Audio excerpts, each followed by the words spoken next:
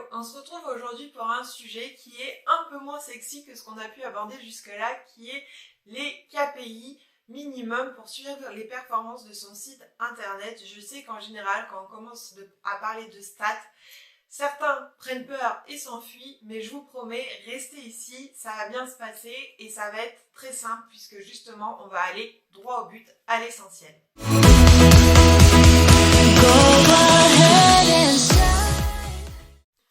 Alors pourquoi le sujet des KPI est aussi important quand il s'agit de votre site internet? Eh bien tout simplement parce que votre site internet c'est un investissement. Vous y avez mis du temps, de l'argent et quitte à ce qu'il existe, autant capitaliser dessus, n'est-ce pas? C'est votre carte de visite en ligne, votre vitrine et c'est aussi le carrefour de votre stratégie de contenu puisque les autres canaux de communication comme les réseaux sociaux ont pour objectif d'attirer vos abonnés vers votre site web pour qu'ils puissent découvrir l'ensemble de votre offre de produits et de services et votre catalogue au complet. Donc pour les faire rentrer dans votre univers, votre site internet c'est quand même le point névralgique de votre stratégie. Alors comment savoir si justement les stratégies que vous avez mises en place fonctionnent? Eh bien le meilleur moyen c'est de suivre vos KPI. Mais il en existe des tonnes. Vraiment, on ne peut pas tout suivre, sinon c'est le meilleur moyen de devenir fou ou d'y passer tout son temps. Donc, je vous propose de voir quelques KPI, vraiment les plus parlants, les plus faciles à appréhender, celles qui vont vous permettre d'ajuster derrière votre stratégie et de ne pas perdre trop de temps avec toutes ces questions de chiffres et de statistiques. La première chose, pour revenir un peu au début, c'est quoi un KPI? C'est un indicateur clé de performance.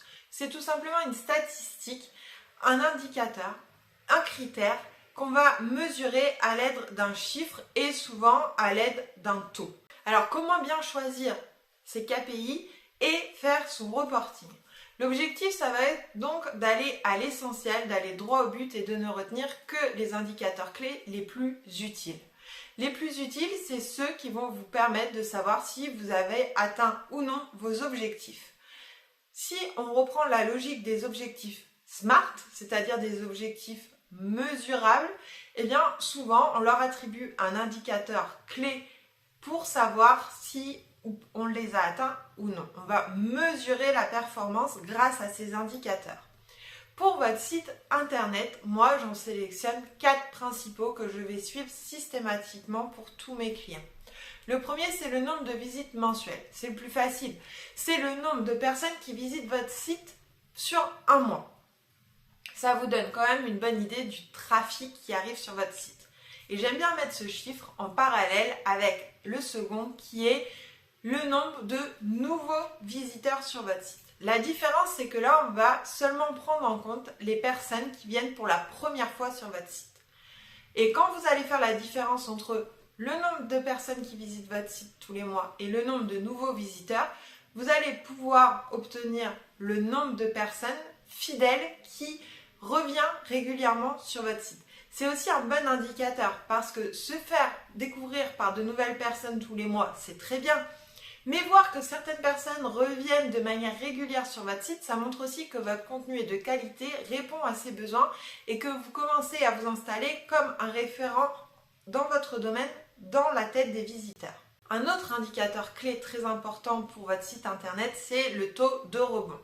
Le taux de rebond, c'est le fait qu'une personne arrive sur votre site à partir du moteur de recherche et reparte aussitôt sans visiter la page en entier ou sans visiter une autre page. Pourquoi c'est un bon indicateur? Parce que c'est pris en compte par les moteurs de recherche qui estiment que si la personne arrive et repart aussi sec, c'est que votre contenu n'est pas intéressant et du coup ça va envoyer un signal négatif en montrant que votre contenu n'intéresse pas vraiment les utilisateurs quand ils cherchent telle ou telle information. Un bon taux de rebond est en général autour de 70% ou moins.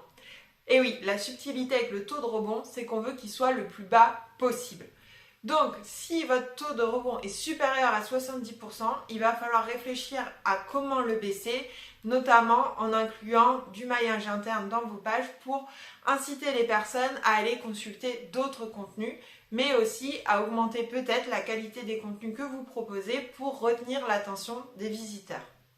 Enfin, le dernier KPI que je vous invite à suivre pour votre site internet, c'est la part du trafic organique. Le trafic organique, c'est les personnes qui arrivent directement des moteurs de recherche sur votre site, mais qui n'ont pas tapé votre nom, qui ont tapé une requête en lien avec votre activité. Là, ça va être vraiment le travail du SEO pur de votre site qui va permettre d'atteindre des bons résultats. C'est vraiment le fait d'avoir créé des contenus sur des requêtes cibles, stratégiques, qui sont très importantes pour votre clientèle cible et qui permettent justement d'arriver sur votre site. On estime qu'un bon taux de trafic organique est aux alentours de 30% minimum. Le meilleur moyen pour créer du contenu autour de ces requêtes, c'est bien sûr les pages fixes de votre site internet, mais ça va être aussi d'avoir une partie blog, puisque là, vous allez pouvoir créer du contenu très régulièrement, pousser du contenu long, très bien construit et donc favorable pour les moteurs de recherche. Mais là, vous allez me dire, ok, toutes ces informations, j'ai bien compris, mais j'en fais quoi et surtout, je les trouve où? Donc, le plus simple, c'est d'utiliser les outils mis à votre disposition par Google. Tous les KPI que je viens d'évoquer avec vous sont disponibles sur Google Analytics. C'est un outil gratuit. Il suffit de créer votre compte et ensuite de le relier à votre site internet. Pour ça, le plus simple, c'est d'utiliser là encore un plugin gratuit proposé par Google qui s'appelle Kitesite Google et vous le téléchargez sur votre site WordPress. Vous mettez la clé que vous a donnée votre compte Google Analytics dessus en faisant un copier-coller et c'est bon, le lendemain, les données commencent à remonter. Donc c'est vraiment très simple et après vous avez toutes les informations au même endroit, donc c'est vraiment très utile et c'est gratuit. Ensuite, mon conseil, ça va être de faire un reporting toutes les fins de mois pour regarder ce qui s'est passé le mois durant sur votre site internet.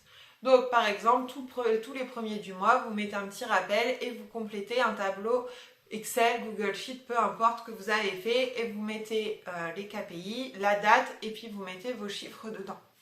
Vous allez pouvoir constater l'évolution d'un mois sur l'autre et ce que je vous invite aussi à faire par exemple, ça va être tous les trimestres de comparer avec l'année précédente ce qui s'est passé. Pourquoi? Parce que souvent sur les sites internet, on observe une certaine saisonnalité du trafic. Il se peut que l'été soit une période beaucoup plus calme sur votre site en fonction de votre thématique et qu'au contraire, la période allant de novembre à décembre avec les achats de Noël fasse exploser votre trafic. C'est pas du tout problématique. C'est juste qu'il faut le savoir et ne pas déprimer quand vos statistiques baissent parce que c'est tout simplement normal en fonction du cycle d'achat et des produits que vous proposez. Donc, comparé à l'année précédente, ça permet d'une part d'avoir une idée de la saisonnalité du trafic, mais ça permet aussi de voir si vous arrivez à améliorer vos performances d'une année sur l'autre à une période comparable.